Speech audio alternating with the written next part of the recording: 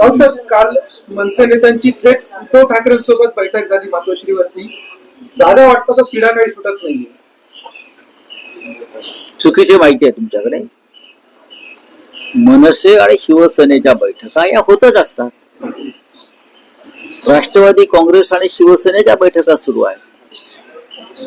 आमचे लोक राजसाहेबांना भेटायला जातात, मनसेचे लोक मातोश्रीवरती येतात. त्यात नवीन काय आहे बैठकांची?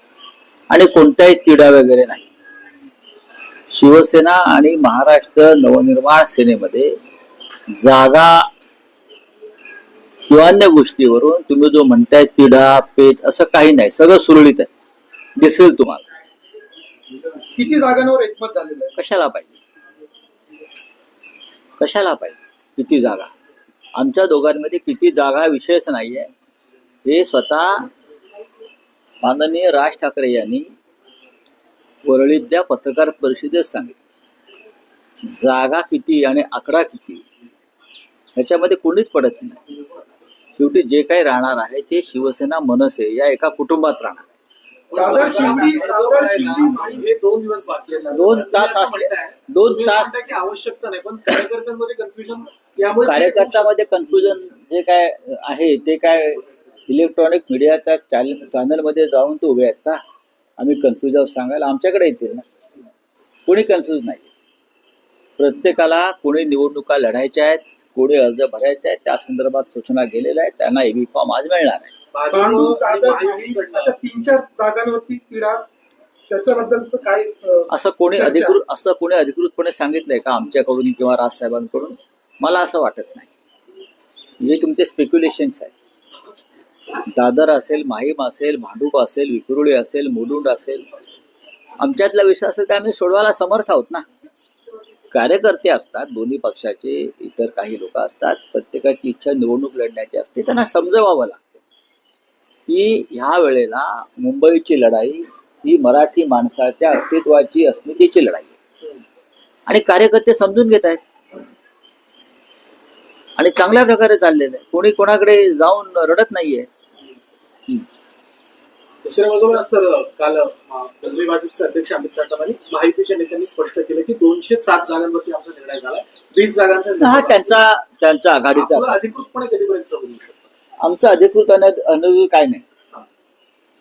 ज्या दिवशी अर्ज भरण्याची शेवटचा दिवस असेल त्या दिवशी कोण कुठे लढते तुम्हाला कळेल. शेवटपर्यंत ही उत्सुकता चालली जाणार. मला कशाला उत्सुकता पाहिजे? आम्हाला माहिती आहे ना आमच्या पक्षामध्ये किंवा राजसाहेबांच्या पक्षामध्ये कोणी काय करायचं आहे.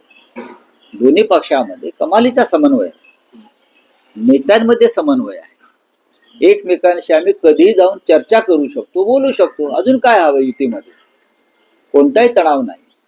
राष्ट्रवादी शरद पवार पक्षासोबत बोलणी चालू होती. किती जागांचा प्रस्ताव? त्या प्रस्तावाचा प्रश्न नाही. त्यांनी आमच्याकडे ज्या जागा मागितल्या त्यापैकी बऱ्याचशा जागा आम्ही त्यांना देऊ शकलो. नाही ते सांगतील ना, मी कशाला सांगतो? जयंतराव सांगतील किंवा शशिकांतराव शिंदे सांगतील, ते सांगतील. तर सर, तुम्ही म्हणाला होता काँग्रेस सोबत शेवटच्या टप्प्यापर्यंत बोलणी सुरू होती. बघा, मुंबई सोबत युती केली, त्याचं घोषणा केलेली आहे आणि करू द्या ना. पण प्रकाश आंबेडकरांनी मान्य केलंय का? काँग्रेसने घोषणा केली हे बरोबर आहे, पण माननीय प्रकाश आंबेडकर यांनी ही युती मान्य केली आहे का? जर त्यांनी ती युती मनापासून स्वीकारली असेल तर प्रकाश आंबेडकर आणि काँग्रेसच्या आघाडीचं आम्ही स्वागत करू.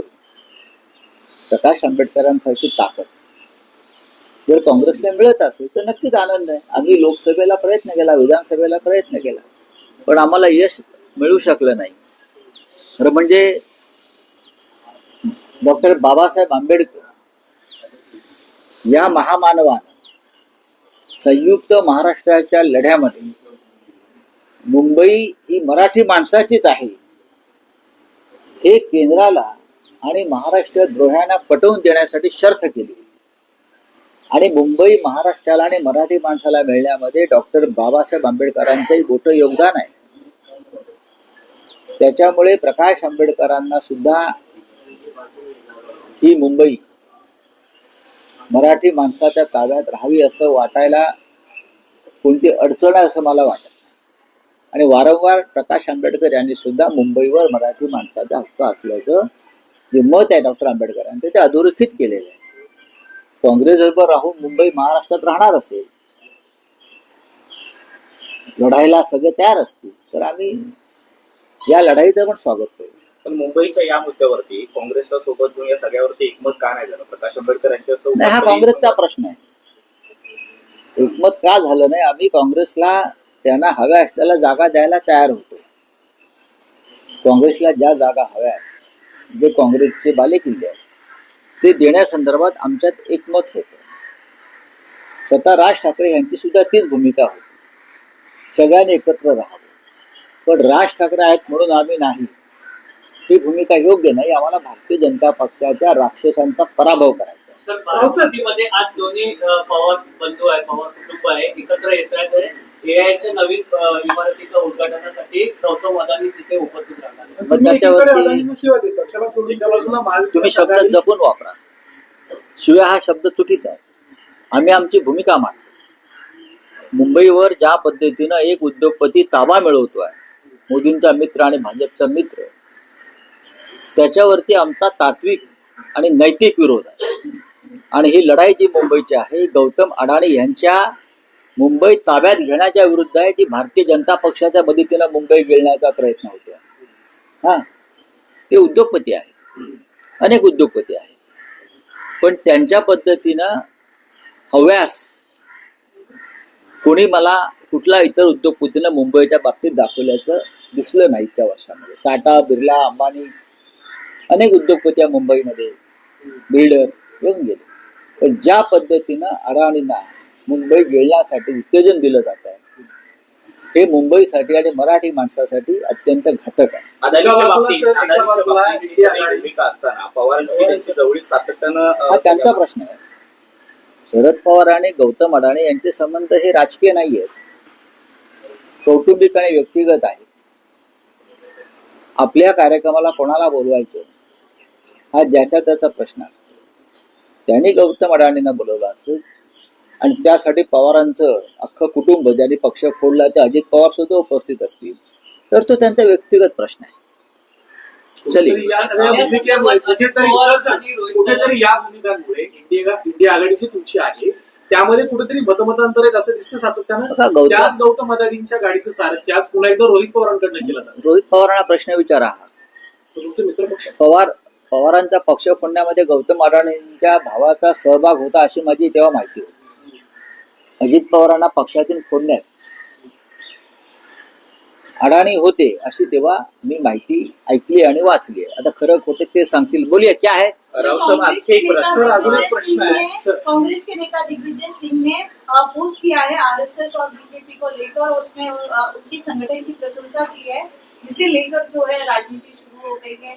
बात ऐसी है, जिस आरएसएस ने कभी देश के स्वतंत्रता संग्राम में सहभाग नहीं लिया, जिस आरएसएस ने कभी देश का तिरंगा झंडा अपने कार्यालय पर 50 साल तक नहीं लहराया फहराया, जो आरएसएस देश में धार्मिक तनाव निर्माण करने में सबसे आगे है, ऐसे आरएसएस पर मैंने देखा है संसद में दिग्विजय सिंह जी ने बहुत कड़ा प्रहार भी किया है.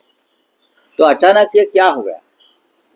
ये मुझे, हमारे मित्र है दिग्विजय सिंह जी, उनसे मैं समझ लूंगा ये उनका मत परिवर्तन कैसा हुआ. सर, मराठीमध्ये हाच टीएमसी के मुद्दा नेता अभिषेक बैनर्जी ने बाबरी मस्जिद को लेकर बड़ा बयान दिया है. हुमायूं कबीर को लेकर उन्होंने टिप्पणी की है कि बीजेपी में और आप में क्या फर्क है. बीजेपी हुमायूं कबीर जो है, हुमायूं कबीर जो है बीजेपी का एजेंट है. जो मेरी जानकारी है, पश्चिम बंगाल में अब हुमायूं कबीर के भरोसे बीजेपी वहां चुनाव लड़ना चाहती है. ये हुमायूं कबीर जो वहां बाबरी बना रहा है, ये सीधा एजेंट है बीजेपी का. और हुमायूं कबीर के भरोसे अगर बीजेपी चुनाव लड़ना चाहती है, तो ये हमारे वेस्ट बंगाल के सभी जो बंगाली भाई है, उसने ये धोखा समझ लेना चाहिए. सर, महाविकास आघाडीचे जे काही जागा वाटपाचे कथित वाद आहेत, तुम्ही असं म्हणताय की कुठलाच वाद नाहीये, त्यावरती भाजपकडून टीका करण्यात आली आहे की गावकी पुढे भावकीचं चालत नाही, असं भाजप प्रवक्त्यांकडनं हनुमान यांच्याकडनं म्हणण्यात आलं. बघा, ते कोण काय बोलते त्यांना आम्ही काय फार किंमत देत नाही. यांची पोटं आमच्या पक्षावरती अवलंबून आहे. आम्ही काय करतो काय नाही. ही गावकी भावकी जे काय आहे ते आम्ही पाहू. आम्ही समर्थ आहोत. चोरलेल्या पक्षाच्या, अमित शहाच्या पक्षाच्या, जो चोरला पक्ष आमचा, त्यांची काय लायकी आहे भावकी गावकी, मी त्याचा अभ्यास करा. दिग्विजय सिंग जे काँग्रेसचे नेते जेव्हा शिवसेना फुटली तेव्हा राजा का बेटा राजा नाही करेगा असा नारा शिंदे गटाने दिलेला होता आणि आता त्याच खासदार नरेश मस्किनच्या मुलाला ते निवडणुकीच्या रिंगणामध्ये उतरवण्याचा प्रयत्न करतायत आणि त्यांच्याच कार्यकर्त्यांकडून विरोध होतोय. ठीक आहे, त्यांचा प्रश्न. सर, बांग्लादेश में पिछले 6 महीनों में हिंदुओं पर 71 अटैक हुए हैं, सर क्या कहना चाहिए? आरएसएस क्या कर रही है और भारतीय जनता पार्टी के हिंदू हृदय सम्राट क्या कर रहे हैं?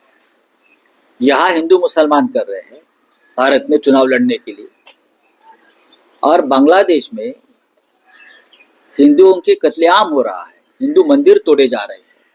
बांग्लादेश में क्यों? कंबोडिया में हिंदू मंदिर तोड़े जा रहे हैं. कंबोडिया में, बैंकॉक में, थाईलैंड में. और भारतीय जनता पार्टी जो अपने आप को हिंदुत्ववादी पार्टी समझती है, वो क्या कर रही है? दिल्ली में बांग्लादेश के हाई कमीशन के सामने आंदोलन कर रही है. दिल्ली में सरकार मोदी जी की है, अमित शाह गृह मंत्री है. हाँ, जैसे आपने ऑपरेशन सिंदूर किया ना, वो आधा अधूरा छोड़ दिया. तो अगर बांग्लादेश में हिंदुओं की हत्या हो रही है खुलेआम, हिंदुओं को घरदार मंदिरें तोड़ रही है, जला रहे हैं, तो एक ऑपरेशन कर दीजिए ना. हिम्मत है तो आपने